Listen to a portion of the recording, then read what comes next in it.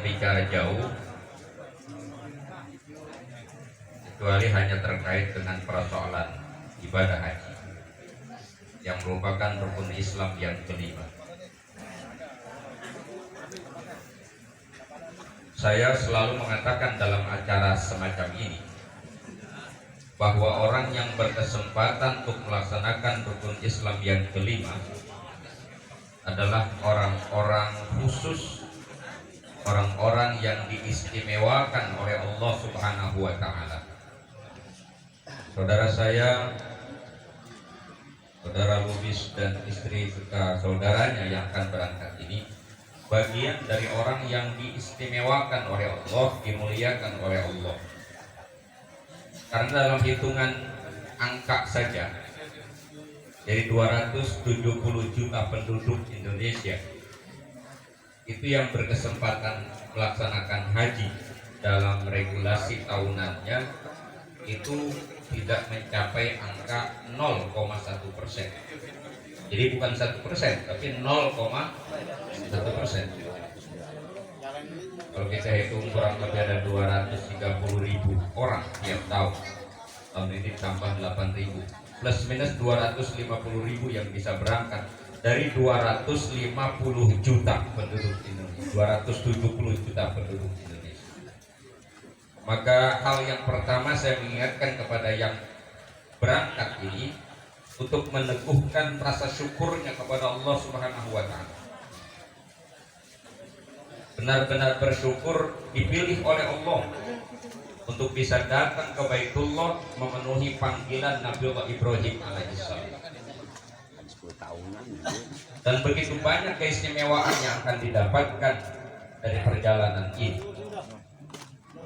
Salah satu diantaranya adalah berdasarkan sabda Nabi, al-ummar wal hujjaj wafdullah, atau al-hujjaj wal ummar wafdullah.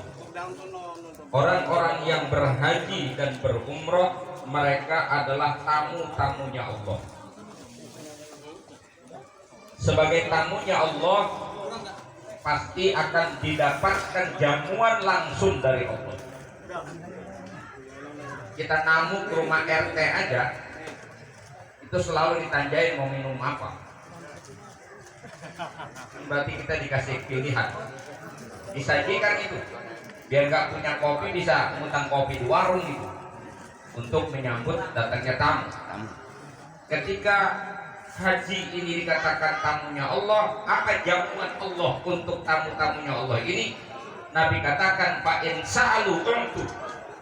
Jika mereka meminta kepada Allah apapun yang mereka minta, tidak disebut oleh Nabi. Fa in sa'alu, maf'ul bihnya nggak disebut itu. Padahal sa'ala itu fi'il muta'addi, mesti ada maf'ul. Tidak disebut, artinya jika mereka memohon, meminta kepada Allah, berarti apapun yang mereka minta, itu akan diberi oleh Allah Subhanahu wa Ta'ala. Wa in istaghfaru, dan jika mereka minta ampun, ghufira lahum, akan diampuni dosa-dosa yang pernah dilakukan sebelumnya. Luar biasa. Bahkan ketika nanti puncaknya haji itu wukuf di padang Arafah, itu disebut dengan hari sialnya setan. Setan lari terbirit-birit pada yaum Arafah itu. Karena Allah Subhanahu wa Ta'ala berkenan pada saat itu menghapus seluruh dosa orang yang wukuf di padang Arafah. Dan dalam riwayat dikatakan Allah Subhanahu wa Ta'ala memanggil para malaikat-malaikatnya, lalu Allah berfirman, ishhadu, persaksikanlah olehmu semua. Yang disuruh jadi saksi itu malaikatnya Allah. Ishhadu bi anni qad ghafartu lahum, bahwa aku sudah mengampuni dosa-dosa mereka semua. Padahal hidup yang bikin sulit itu dosa. Ini kita hidup makin lama, masing-masing bisa ngerasain makin enteng apa makin berat. Terus dari beban berat itu sering ketemu kemudahan apa lebih banyak kesusahannya. Itu tergantung dosanya tuh. Ya benar. yang bikin masalah kan dosa Pak. Nabi Adam waktu di sorga, waktu belum diturunin ke bumi, itu fasilitas sorga semuanya gratis tanpa dia harus minta, tanpa bersusah payah. Tapi begitu Nabi Adam melakukan satu pelanggaran kecil, terusir dia turun ke bumi, maka sudah berubah pola hidupnya. Dia kalau makan mesti cari sendiri makanan, tidak disuplai lagi oleh Allah. Dan itu bisa kita buktikan dalam kehidupan kita sehari-hari. Bayi begitu lahir karena nggak ada dosanya, nggak usah nyari kemana-mana, di rumah kekejek doang, ricit nyamperin dia. Bapaknya udah ngayap pulang nggak dapet apa. Ngalamin nggak? Bapaknya berangkat subuh, pulang maghrib, kadang-kadang kosong Pak, nggak hasil. Bayi cuma kelojotan doang di rumah, masya Allah Pak, dari buahan sampai makanan sampai amplop dianterin orang. Bedanya apa? Bedanya bayi nggak punya dosa, bapaknya dosanya banyak. Diantar sama Allah, disuplai oleh tetangga. Itu kalau ada bayi lahir di rumah tetangganya, itu tiap hari ada aja tuh satu rombongan, 2 orang, 3 orang, 4 orang datang ke rumah situ. Ngapain itu? Ngapain coba? Jenguk bayi. Nggak ada yang bilang mau kemana Pok? Mau nengokin bapaknya bayi. Nggak ada, semuanya bilang mau nengokin bayi. Dan ibu-ibu yang nengokin bayi itu nggak ada yang kosong tangannya. Ada yang dari malam nih mau nengokin besok, nih malam udah bikin segala macam. Ada yang bikin buras, ada bikin ketan tetel, ada bikin kue pisang. Tetangganya baru tahu pagi-pagi ada bau kukusan. Nanya mau kemana Po? Bikin kue, menengokin bayi. Mau ngikut sekalian. Karena belum sempat berbikinan, ke Alfamart dia beli roti. Jalan bareng bis Johor. Tetangganya lihat mau pada kemana? Mau nengokin bayi bareng kok. Lalu pada bawa, aku bawa apaan ya? Akhirnya dia ngambil duit masukin ke dalam amplop. Datang ke rumah bayi. Padahal ibu-ibu yang datang ke rumah bayi itu udah tahu persis dan pengalaman empirik nyata bahwa bayi belum makan ketan tetel. Bayi yang mau ditengokin belum makan kue pisang. Kenapa dia datang duduk yang menengokin bayi pakai bikin ketan tetel segala? Yang lebih aneh lagi, bayi belum kenal yang namanya supermarket ada di mana. Ngapa yang nengokin bayi pakai ngisi amplop? Diantar ke rumah bayi, karena judulnya nengokin bayi. Kue pisang dimakan empoknya, ketan tetel dimakan abangnya, buras dimakan emaknya, amplop diambil bapak. Bapaknya pulang milir, dagangannya kagak habis, tekor, bitung gendong bayi, amplop jatuh. Kata bapaknya Romana ada isinya nih amplop, pas dibuka 50.000, kata bapaknya alhamdulillah mau beli juga rokok sangsu. Bapaknya ngerokok, itu rezeki siapa itu? Baik. Saya mau balik lagi, keuntungan yang harus disadari betul oleh orang yang haji adalah pengampunan dosa dari Allah sebelum berpikir bahwa akan mendapatkan haji mabrur.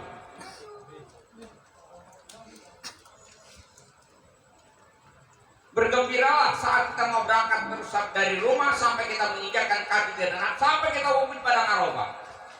Bang Lubis harus punya keyakinan itu.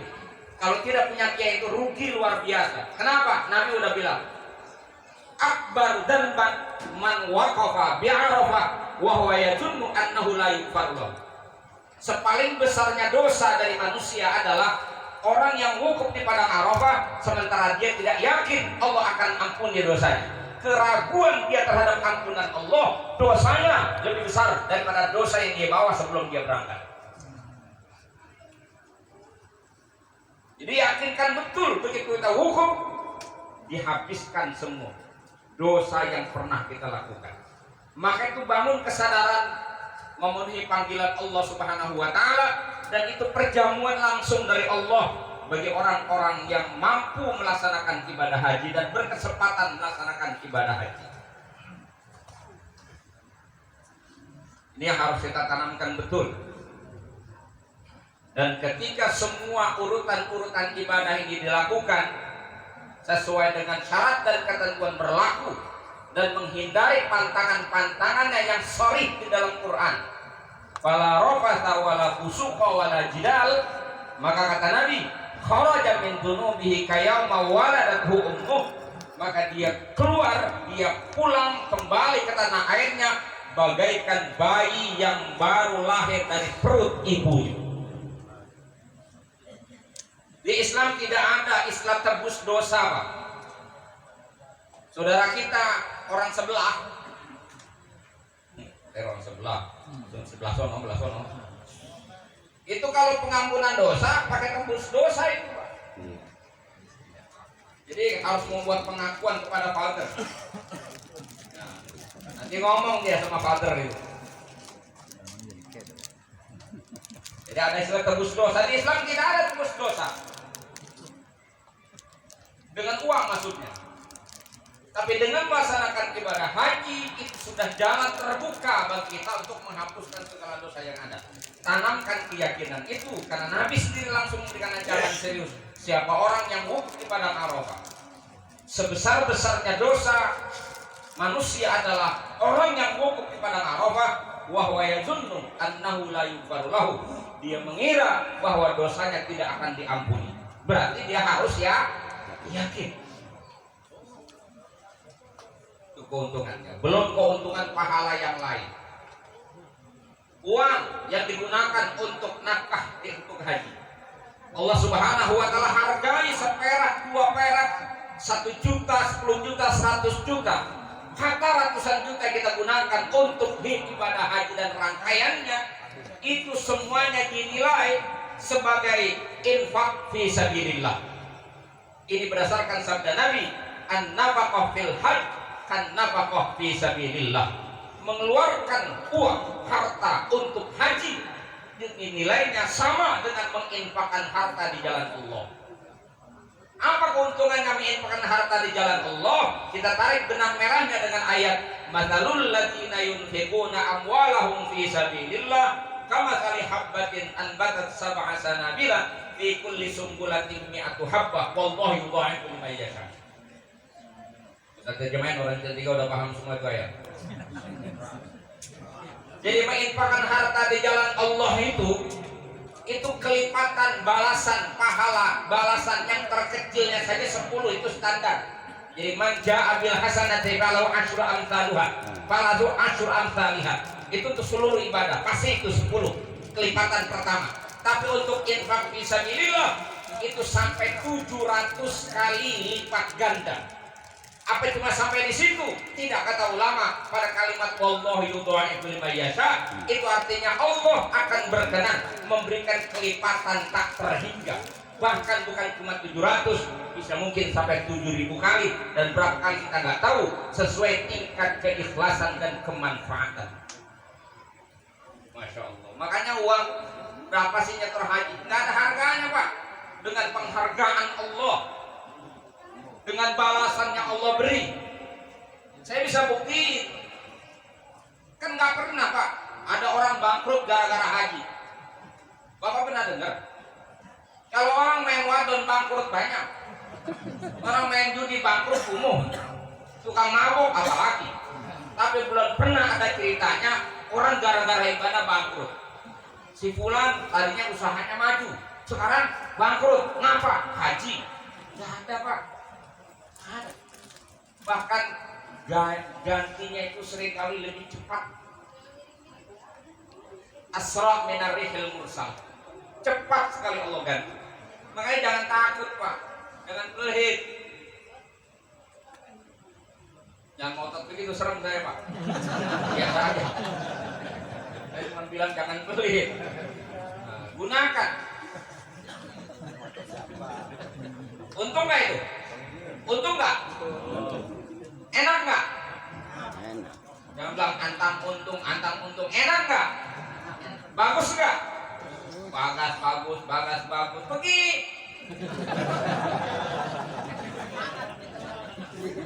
Lancain di jalan Allah. Bagaimana kalau dibilang begini ngenes saja. Udah nggak mau pergi. Pak, orang jalan haji itu kita jangan kecil hati. Kalau tadi saya bilang yang berhaji itu diistimewakan, bukan berarti yang belum ini tidak diistimewakan bulan, bukan. Hanya memang timingnya yang belum. Mudah-mudahan ke depan yang ada di sini bisa berangkat. Amin. Syarat ketiga, yang pertama badannya rada sehat, yang kedua imannya rada bagus, yang ketiga bandanya rada banyak. Ini asal punya tiga ini insya Allah rada gampang. Kurang salah satu rada susah. Duit boleh banyak, badan sakit, berangkat kalau duit banyak, badan sehat, iman kagak ada, hitung-hitung. Kalau nyetor haji 50 juta, itu baru setoran murninya, buron kerewedan. Plus minus 100 juta satu orang, berarti berdua 200, kira begitu. Kata dia 200 juta buat pergi haji, ini yang gue beli duit jam baru. Otak dunia. Kata yang lagi punya kontrakan, mending gue bikin kontrak lagi. Otak dunia karena imannya nggak ada, hidupnya mikirin hidup, pun nggak mikirin mati. Terkontrakan jadi mampus dia. Tapi imannya kudu bagus, berarti ada kemauan untuk melaksanakan ibadah. Yang kedua badannya sehat, karena ini ibadah berat. Maka pemerintah bukan memberikan screening dari periksa kesehatan di puskesmas tingkat kota sampai kabupaten atau namanya tingkat camat sampai tingkat kota, sampai nanti dicek lagi di pondok gede buat kita itu bukan ingin mempersulit karena ini ibadah berat. Jadi badannya kudu sehat, imannya rada bagus, nggak bagus-bagus amat begitu, rada bagus. Yang kedua bandanya rada banyak. Yang masalahnya kadang-kadang kalau kita di situ, tapi nggak usah kecil hati juga Pak. Ini yang katanya romannya ngenes aja, bukan kagak mau duitnya kagak ada. Nggak usah kecil hati tetap. Kita nggak usah yakin sama diri kita. Kita ini apa? Kita nggak punya kemampuan Pak. Yang punya kuasa dan kemampuan adalah Allah. Yang maha kaya Allah, yang mengayakan juga Allah. Maka siapapun kita mesti bersandar kepada Dia yang maha kaya dan Dia yang mampu mengayakan. Dan faktanya orang pergi haji pun jalannya nggak melulu lewat yang punya duit ini, belum tentu Pak. Ada 3 juga jalannya. Pertama ala sabilil kasab, yang kedua ala sabilin nasab, yang ketiga ala sabilin nasib. Mohon maaf nih Kiai Yusuf, nggak ada di kitabnya, nggak ada ini. Itu akal-akalan mubalik supaya gampang dipaham. Yang pertama ala sabilil kasab, berangkat modalnya, nyetornya, biayanya boleh hasil usaha, itu namanya ala sabilil kasab. Kalau ala sabilin nasab itu karena faktor keturunan. Dia habis kawin aja ngontrak Pak, tapi engkongnya orang kaya. Engkongnya mati kan badannya jatuh ke babanya. Babanya belum kemenjual mati, kan jatuh ke dia. Ini orang Betawi banyak yang begini di haji. Ala sabilin nasab namanya. Yang ini begitu. Termasuk saya juga. Masya Allah. Itu ala sabilin nasab namanya. Nah yang ketiga ala sabilin nasib. Nasibnya rada bagus. Dia bekerja karyawan biasa, usaha juga pas-pasan. Tapi emang uratnya lempeng. Orang kemana-mana urat juga Pak. Urat lempeng, saya punya istilah begitu. Orang kalau uratnya urat lempeng, apa aja pengen jadi duit. Sampah dipegang jadi duit. Uratnya lempeng. Tapi asal urat bengkok, duit dipegang ludes. Tanda-tanda orang yang uratnya urat bengkok, makan doyan, kerja malas, ambek gede. Urat bengkok tuh. Banyak dah. Yang uratnya urat lempeng, dia sadar dia susah, maka dia banting tulang. Dia disiplin, dia bersungguh-sungguh, dapat. Orang mana-mana ngontrak di samping rumah kita, pojokan rumah kita dikontrak, mending dagang apa? Bukan dagang emas Pak, dagang bubur kacang hijau sama mie rebus. Kita ngambil kontrakan tiap bulan 500.000. Dapat 2 tahun rumah kita ditawar, apa nggak usah. Ada yang begitu, ada. Kenapa nggak kita dari kemarin yang dagang begitu? Ini mohon maaf nih, mental Betawi udah didobrak ini. Alasan pilih nasib tuh bisa begitu, dia karyawan biasa kerja di sebuah perusahaan besar yang punya kebijakan menghajikan karyawannya. Nah, karena dia aktif dalam kegiatan rohani, aktif juga di masjid, dia terpaling depan dipilih untuk bisa pergi haji. Alhamdulillah dia pergi haji, nggak ngeluarin ongkos perak-perak aja, diberangkatin oleh orang lain. Itu namanya istitoah dia ghairi. Dia punya kemampuan haji tapi lewat tangan orang, nasibnya rada bagus. Dan itu pun banyak terjadi. Makanya nggak usah kecil hati. Apapun pencarian kita ikhtiar dengan sungguh-sungguh, tapi sandarkan hati, iktimat kita, ta'alluq kita hanya kepada Allah yang kuasa. Gak menutup kemungkinan orang yang cuma tani nanam kangkung sebaris dua baris cuma 300 meter dia nanam kangkung. Dia tanam kangkung dengan sungguh-sungguh. Di siang hari dia tanam itu kangkung, dia siram itu kangkung, udah saatnya diemprongin sama dia. Dia tak iktimat, gak bergantung hatinya sama kangkung. Dia iktimatnya kepada Allah Subhanahu Wa Taala. Dia model begini ada nih Pak, orang pergi haji cuma jual kangkung doang, pergi haji Pak, mau kebun-kebunnya. Kebunnya aja. Waduh kebunnya.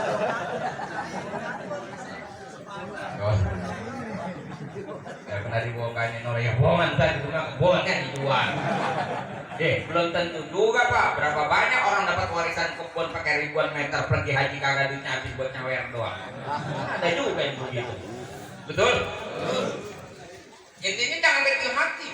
Jangan pakai bilang kilokan orang kayak gua pergi haji, romanya gua jauh gua kan. Lah pakai begitu.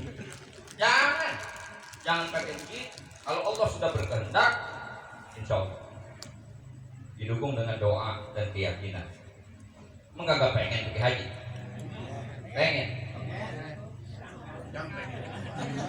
Jual kebun. Ya, ikhtiarlah minimal sedikit itu Pak. Ada upaya nabung seperak dua perak ke teman saya Pak. Ngitung-ngitung pencariannya, pendapatan yang dia dapat buat ngurus anaknya kuliah, untuk anaknya sekolah saja, itu udah gak kejangkau. Tapi dia bersungguh-sungguh, dia tabung tiap bulan, berapapun sisa keperluannya dia tabung ke bulan, niatnya buat pergi haji.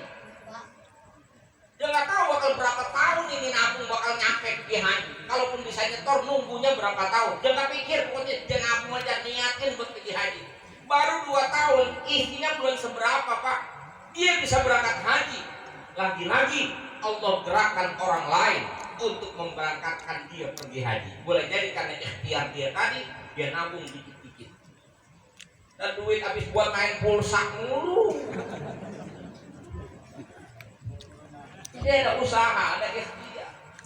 Dan jangan pakai ilokan.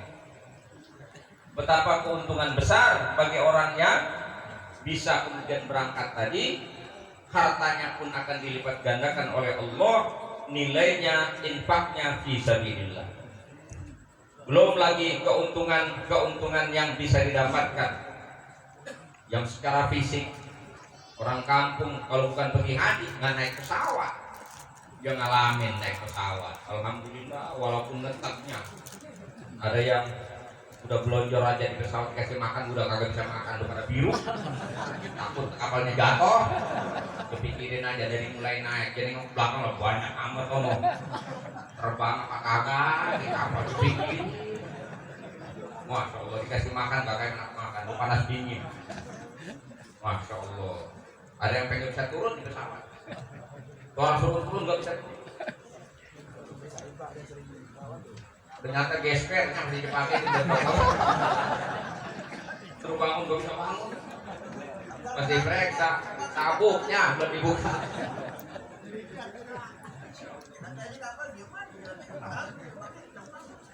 Keuntungan begitu sampai di kota Makkah, masuk yang namanya Mahbatul Wahyu, tempat turunnya wahyu, tempat di mana Nabi mau mulai dakwahnya di sana. Kita masuk ke kota Mekah, yang kita tahu sama-sama kota Mekah, keuntungan ibadah di kota Mekah 100.000 kali lebih baik sholat kita di Mekah ketimbang sholat di Jentiga.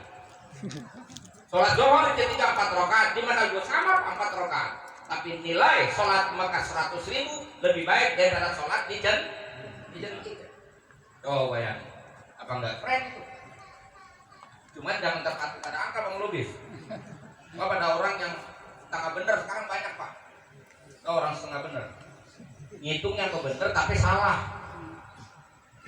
Gitu pergi pulang haji bukan bikin rajin ibadah, bikin malas. Men orang lu juga kuprak-kuprak kan lu lumayan. Lalu gua udah haji. Lu mengapa? Lu bayangin dah. Gua sebulan di Mekah. Satu kali sholat 100.000 kali. 100.000 kali kali 30. Itu baru dohor, belum asar maghrib bisa subuh. Lu hitung dah coba.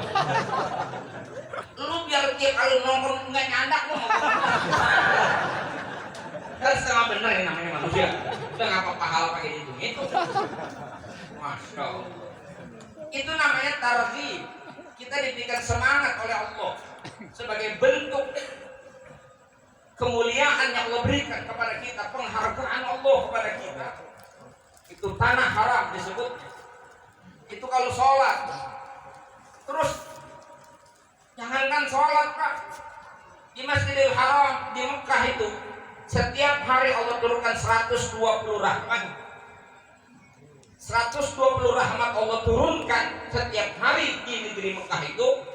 60 untuk orang yang tawaf, 40 untuk yang sholat, 20 untuk orang yang memandang Ka'bah.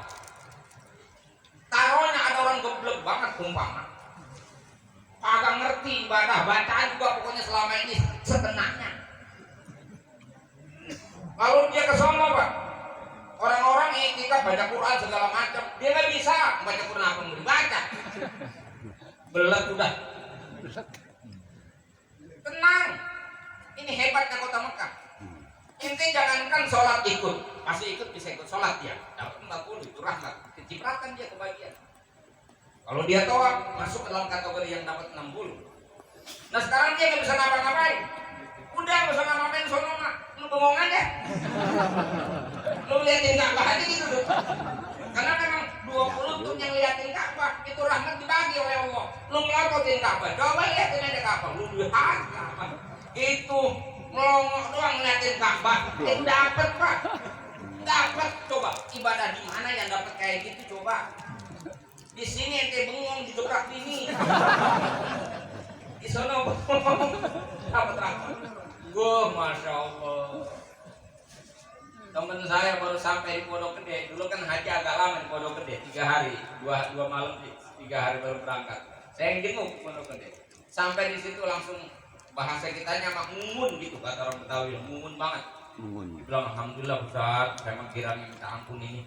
Waktu itu sekarang baru 30 juta, kata dia ini 30 juta berdua sama bini 60. Ini baru sampai Pondok Gede, kayaknya girangnya saya, bunganya saya, ini udah kebayang, saya udah lunas.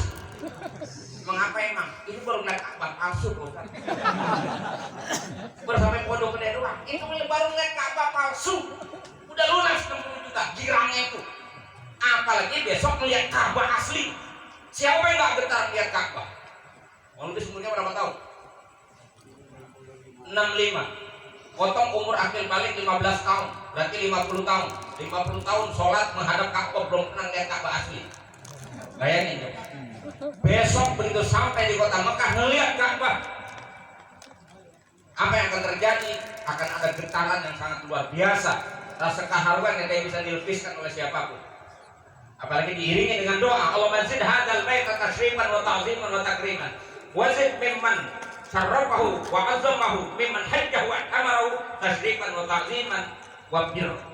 Kita baca itu ataupun tidak baca, dengan memandang saja ada getaran spiritual yang sangat dahsyat dalam diri kita, tanpa terasa air mata kita akan berguguran. Dahsyat sekali rasanya. Karena 50 tahun sholat menghadap Ka'bah, Ka'bahnya belum pernah kita lihat, besok langsung lihat aslinya. Dahsyat itu, gak usah bayangin kayak. Lagi-lagi berapapun uang yang kita keluarkan, nggak ada harganya dibandingkan kegembiraan dan kebanggaan. Masya Allah. Belum lagi tempat-tempat mustajab di sana. Kalau di sini tempat mustajab, waktu mustajab yang banyak. Tempat mustajab ya Allah, di antara yang masjid. Tapi di sana bukan cuma waktu, tapi tempat juga, tempat-tempat mustajab. Ada Ka'bah di sana. Ada Mekah, maksudnya di dalam Masjidil Haram itu ada berapa tempat mustajab. multazam. Kemudian di makam Ibrahim, Mas'a, Sofa dan Marwah. Sofa mustajab, di Marwah mustajab. Dan di Sultan Haram, tempat yang mustajab. Belum lagi nanti ke tempat-tempat lain. Doa mustajab. Maka panjatkan doa sebanyak-banyak. Tapi jangan kemaruk ya. Nanti apa aja diminta. Minta yang paling penting. Paling penting itu minta yang paling pertama dimantapkan iman Islam kita. Ya, diberikan taufik hidayah untuk bisa menjalankan hukum-hukum Allah. Dan yang paling penting lagi, minta supaya anak-anak keturunan kita dijaga oleh Allah Subhanahu wa taala, hidup dalam Islam, mati dalam iman. Dan kita pun minta husnul khatimah. Itu yang enggak boleh kita lupa. Ya, urusan dunia mah itu anggap aja lah aksesorisnya lah. Bilang aja sama Allah, ya Allah, saya pengen ini. Kalian pengen kawin lagi ngomong. Dan gampang ini. Jangan ya, Pak ya. Doa. Yang penting, yang penting mah jangan. Segala pilkada, sama pilpres bawa sono, norak bener. Apa sih urusannya? Pakai doain calon. Ya menang kita dapat apa?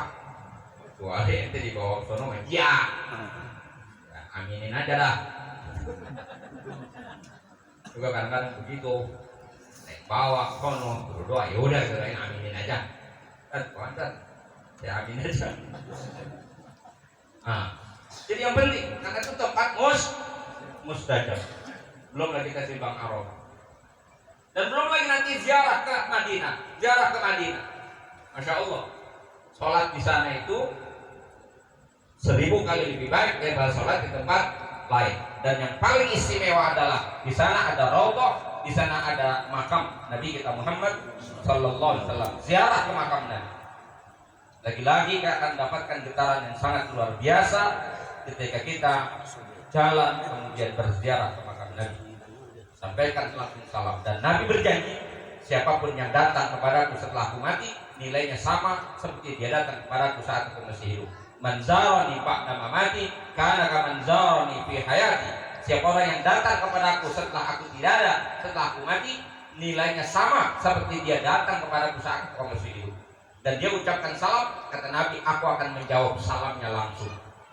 Luar biasa. Bayangin kita ucap salam sama tetangga yang dosanya sama sama kita.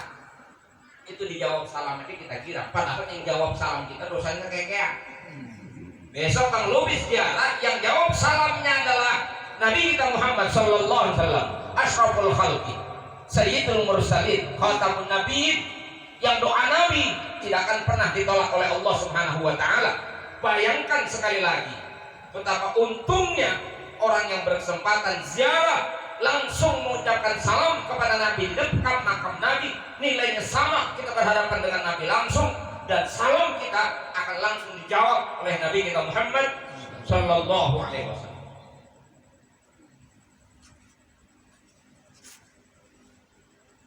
Dan kalau bisa, bahwa saya wakilin ya Pak, boleh saya wakilin? Saya wakilin Bang Lubis. Nanti kalau sampai di sana, salam kepada Nabi, jangan lupa sampaikan salam. Setuju Pak? Nih jamaah yang malam ini berkenan datang, saudara Handai Tolan, sampaikan salam kepada Rasulullah. Kan sama kan nitip salam sama saja Pak. Nitip salam itu paling penting kalau nitip. Jangan nitip kadal Mesir, nitip hajar jahanam. Titip salam untuk Rasulullah. Sampaikan salam saya kepada Rasulullah.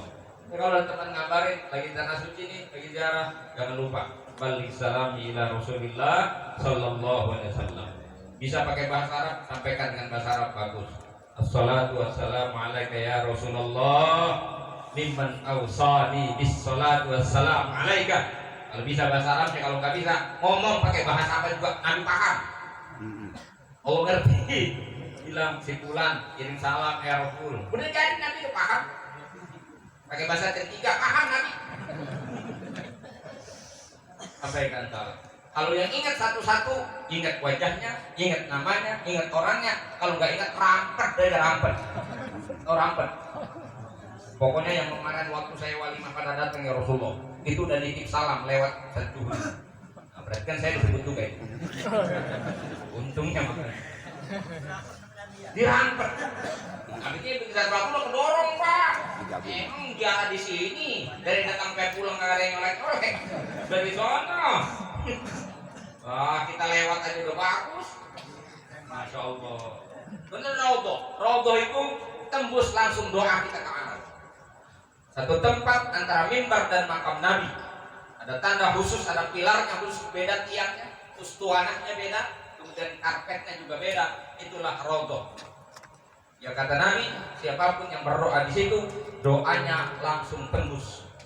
Artinya mustajab doa itu.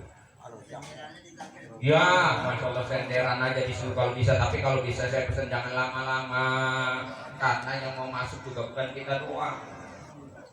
Apa yang sekarang udah diatur, dulu nggak diatur. Ada orang bangga-bangga pulang haji. Saya mampir tiap hari, kata dia nih. Hampir tiap hari saya habis asar saya masuk keluar bisa. Saya mah dirodoh terus. Kata saya, orang kaya ente 1000 rusak pengurusan. Itu kan serakah namanya. Allah demen nggak sama serakah coba? Alih-alih diterima doa yang pertama jadi gagal, kalian dari situ mulu. Orang lain nggak bisa masuk. Nggak usah ngotot-ngotot.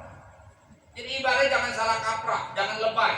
Sekalipun sekali kita dapat alhamdulillah, dapat sholat sunnah 2 rakaat, langsung doa yang paling penting apa yang kita minta di situ.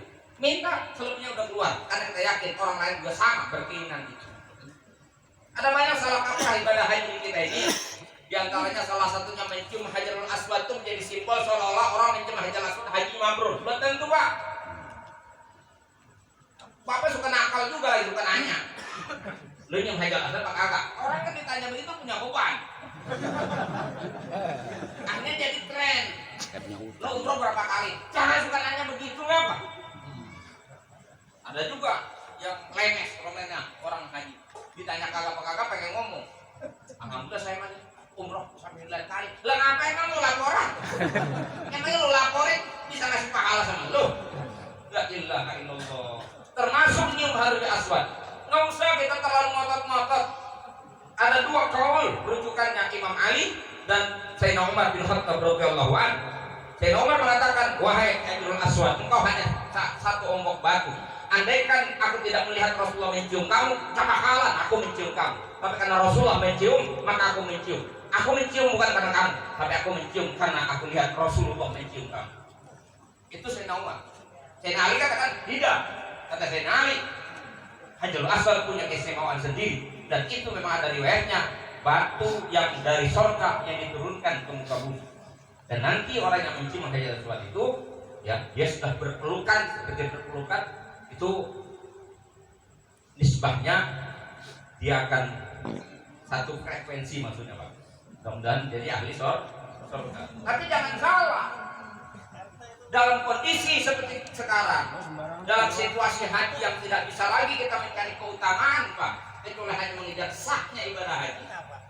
Mencium Hajarul Aswad kalau sampai menyakiti orang bagaimana hukum? Kita pengen dapat keutamaan, mendapatkan fadilah, tapi kita harus ngikut orang, nginjek orang, dorong orang, nyakitin orang. Dan itu kita lakukan di mana? Di depan Ka'bah. Masya Allah. Rugi nggak kita? Nyium Hajarul Aswadnya dapat, tapi kita harus melalui sebuah proses di mana kita menyakiti orang lain. Apalagi perempuan, gak usah ngotot-ngotot lah, karena perempuan itu riskan sekali. Masya Allah. Jadi menjadi sasaran nanti. Ya, ada kelakuan nakal oknum yang mengambil kesempatan. Mohon maaf ini Pak, ada yang juga jorok dan porno berkesempatan untuk memegang kaum wanita, dan dia berdesak-desakan dengan laki-laki dan tanpa memperdulikan kehormatan dirinya, dan itu terjadi di depan Ka'bah. Sebenarnya asal kesunatan mencium Hajarul Aswad itu adalah ketika kita melaksanakan tawaf, dan tawaf itu dilakukan mencium Hajarul Aswad itu dalam putaran ganjil. Ketika memulai tawaf, putaran ketiga, putaran kelima, dan putaran ketujuh, itu sunnah kita mencium Hajarul aswad, dan disunahkan pun kalau tidak bisa mencium diganti dengan istilah namanya, melambai dengan tangan lalu itu di bibir kita. Itu sudah cukup, kita sudah sama saja dengan menyentuh Hajarul Aswad. Itu Nabi udah contohin. Jadi gak usah ngotot-ngotot harus mencium Hajarul Aswad, seolah kalau nggak diwajibkan pulang haji ngenes zakat bulan sah haji, bulan Abdul haji. Dah ada itu salah kaprah. Islam sudah cukup. Gitu. Daripada harus nyakitin orang lain. Apalagi sekarang pakai joki, Pak. Ada joki. Dan dia mengambil kesempatan yang awam-awam dibimbing mau cium hajat mau digandeng dia dua orang tuh di bawah kita. Akhirnya begitu selesai terus diikutin dan itu diperes biasanya. Berapa tahunnya ada di tasnya itu diminta. Orang-orang kita juga kelakuannya. Kan gaya sini dibawa ke sono. Akhirnya sekarang orang Arab nuntut juga. Jadi walaupun nanti tidak berkesempatan mencium, andaikan mencium, kesunatannya ada pada tohab dalam putaran ganjil. Di luar itu tidak ada kesunahan khusus. Jadi nggak usah terlalu penasaran. Kalaupun memang benar-benar pengen mencium, kita pasrahkan kepada Allah. Niat jangan ngandelin kekuatan diri dan kemampuan kita, tapi mintalah kepada Allah kesempatan mencium walaupun satu kali. Mulailah dengan sholat sunnah 2 rakaat, lalu kemudian sambil berzikir kita tawajuk kepada Allah. Insyaallah diantri. Insyaallah diantri. Kuncinya nongkrong aja di atas deh, kita kalau lama-lama ditekan.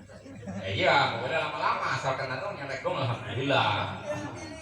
Nah itu kita sudah dapat, tapi intinya yang saya katakan salah kaprah kalau sampai menyakiti jamaah yang lain itu di depan Ka'bah. Salah kaprah berikutnya adalah orang kita di lagunya sama kayak di Indonesia. Bangun malam jam 3 sholat tahajud, jam 3:30 pasang status. Alhamdulillah baru selesai sholat tahajud. Lagunya pamer. Itu begitu tuh gaya bener itu. Toa belum apa belum udah selfie. Langsung diupload ke Facebook. Ntar habis stop, selfie lagi, foto lagi dengan ngangkat tangan begini.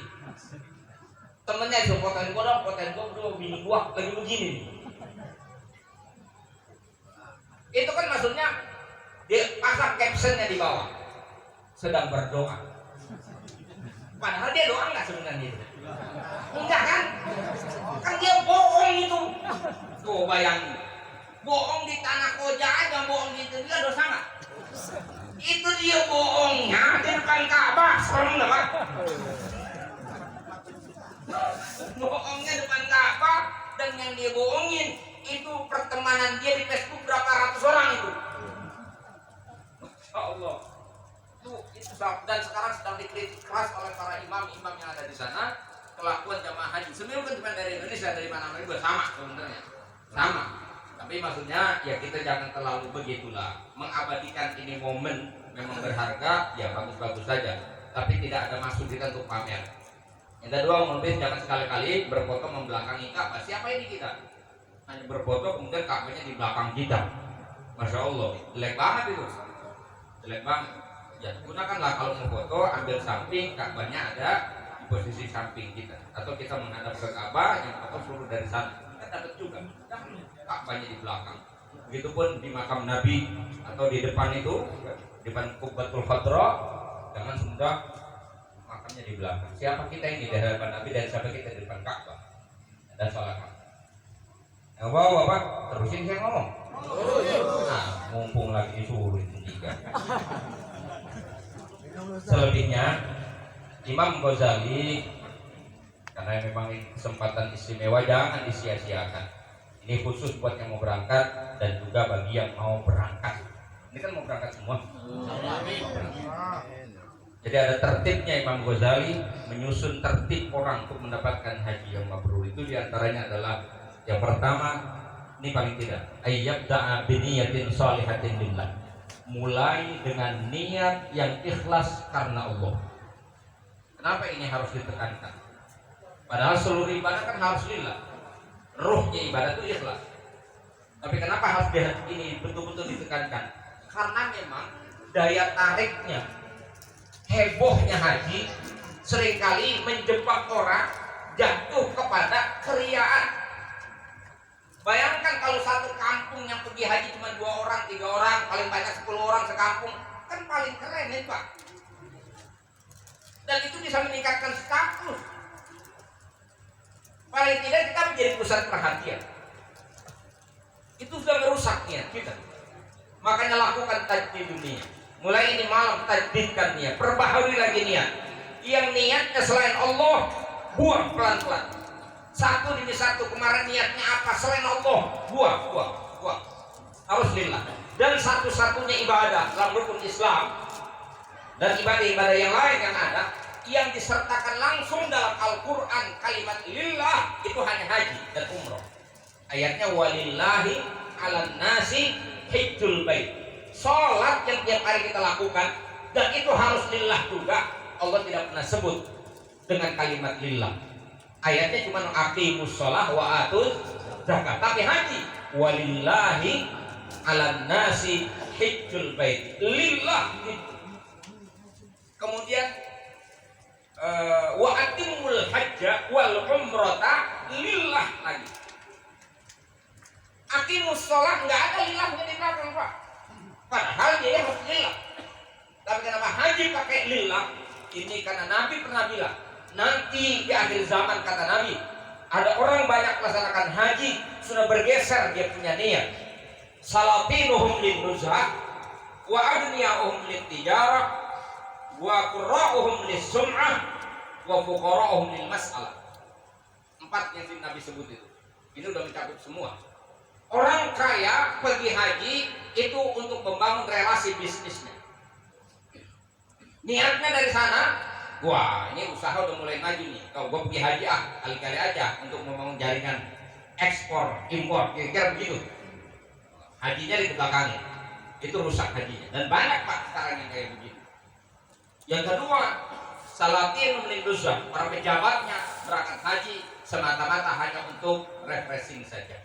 Nuzha itu rekreasi, jadi dianggap ini sebagai rekreasi saja. Nah, itu tidak lagi benar-benar lillah.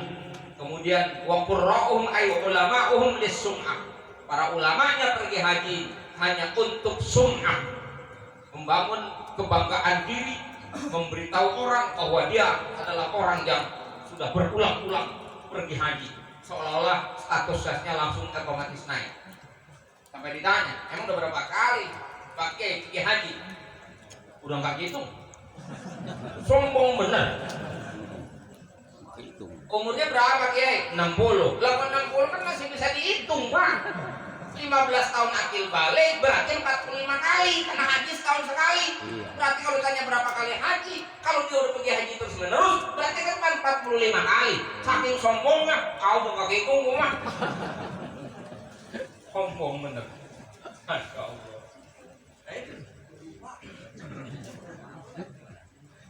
Ntar kalau udah pulang pakai pasang status, ada haknya di depan. Begitu saudaranya tetangganya orang lain ngawinin, ngirim undangan, kagak ditulis haknya. Mantap ini. Langsung protes, kurang ajar nih orang. Padahal waktu pertemuan kan dia datang, dia tahu gua udah haji. Ini maksudnya apa ini gak ditulis haknya?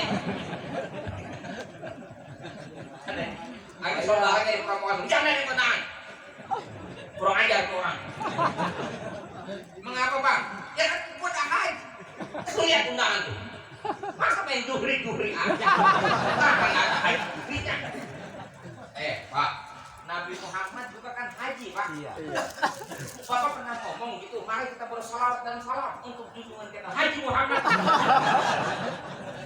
Ada. Ini nggak ada urusan dipanggil haji apa kagak. Yang paling penting tadi lillah kita menghantarkan kita, Allah terima haji kita, itu paling penting. Orang mau anggap atau tidak bukan urusan kita. Nggak ada urusan. Apalagi kalau sejarah penyebutan haji itu terkait dengan kolonial Belanda, itu memang stempel yang dibuat Belanda untuk mengawasi pergerakan pribumi yang dianggap akan menjadi penyebab perlawanan terhadap penjajah Belanda. Itu sejarahnya Pak. Romannya sama hak sebegitu sakral. Biasa aja kali. Itu tandanya kan nggak ikhlas berarti masih nyari status. Nggak ada urusan. Terus. Yang selanjutnya, raddul mazalim. Kembalikan hak-hak orang sesuai dengan haknya. Kalau kita punya hutang piutang, selesaikan urusan kita. Atau hutang yang memang ada jangka temponya, amanatkan kepada orang yang kita memang harus selesaikan urusan itu sesuai dengan temponya. Kalau hutang yang cash kita bayar, selesaikan urusan. Termasuk kesalahan dalam pergaulan sehari-hari. 65 tahun Bang Lubis hidup, pasti ada punya salah dengan saudara dan tetangga. Ini diantara salah satu maksud Ibnu Walimah ini kan bukan keren-kerenan Pak. Salah satu poin pentingnya adalah raddul mazalim. Ya, tadi kan salam-salaman. Sudah. Salam-salaman. Maksudnya apa salaman doang? Paling tidak Bang Lubisnya minta maaf dan kita juga sama Pak, minta dimaafin. Jangan sampai urusan berlanjut sampai hari kiamat belum selesai. Nyari orang pada masar susah. Nyari orang segitu 100.000 di Senayan aja susah nyarinya. 100.000 besok pada masar miliar manusia mau nyari di mana? Kita selesaikan di sini. Bang Lubis redoin, ikhlasin saudara-saudara yang ada semua. Selama dalam bergaul yang punya salah, bebaskan sudah hati. Dan Bapak semua saya wakilin ya, untuk Bang Lubis, kepada Bang Lubis ini, kepada Bapak semua, agar Bapak maafkan segala salah dan khilaf dalam pergaulan sehari-hari Bang Lubis dan istrinya dan saudaranya.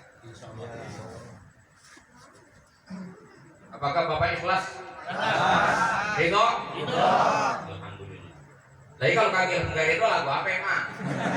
Jom bikin pakai duitnya, tak nyusahin kita. Dengan ridho doang. Dia taruhnya Bapak nggak ikhlas nggak ridho. Lagu apa? Emangnya nyusahin kita? Kagak kan? Senangnya malah. Alhamdulillah. Udah. Karena kenapa saya ngomong begini? Karena ada orang yang sirik dengki kan suka begitu. Ada bahasanya. Sekarang pergi haji. Siapa pergi haji? Si Bulan. Bener. Wah kayak. Kemarin pertemuan gua datang bener. Dia mah haji apa? Romannya. Musuh-musuhnya jauh benar. Sudah ikhlaskan. Alhamdulillah. Dia berangkat kita doakan, pulang kita sambut, dapat haji mabrur. Insya Allah bangsa kitanya Pak, insya Allah kesasaban berkahnya juga gitu. Benar tuh Pak. Jangan mau berubah dari itu ada romannya. Tidak ada bahasa begitu. Ya, itu raddul mazalim. Nah, kemudian yang tidak kalah pentingnya, pelajari rentetan ibadah haji walaupun tidak secara detailnya, tapi paling tidak secara globalnya kita tahu, kita paham. Karena salah satu syarat diterima ibadah adalah mengerti tata cara ibadah. Jangan sampai gelap banget. Iya kalau di rombongan kan bisa dipisah juga. Buatannya tawaf harusnya 7 untuk pisah rombongan, ketemu lagi baru 5 nunggu selesai itu selesai. Karena baru 5 kacau urusan. Jadi harus paham ilmunya. Lagi-lagi betapa pentingnya ilmu, karena ibadah ini mahal, harus jangan disia-siakan. Itu saja mungkin bisa saya sampaikan. Mudah-mudahan ada manfaatnya bagi kita semua, dan terkhusus untuk yang calon-calon haji. Sekali lagi, mari sama-sama kita doakan mudah-mudahan perjalanan haji saudara kita yang diberikan kemudahan oleh Allah, dilancarkan semuanya, segala urusannya, dimudahkan perjalanannya, dimudahkan ibadahnya, diterima amalnya, diterima ziarahnya, mendapatkan haji mabrur. Di suratil Fatihah.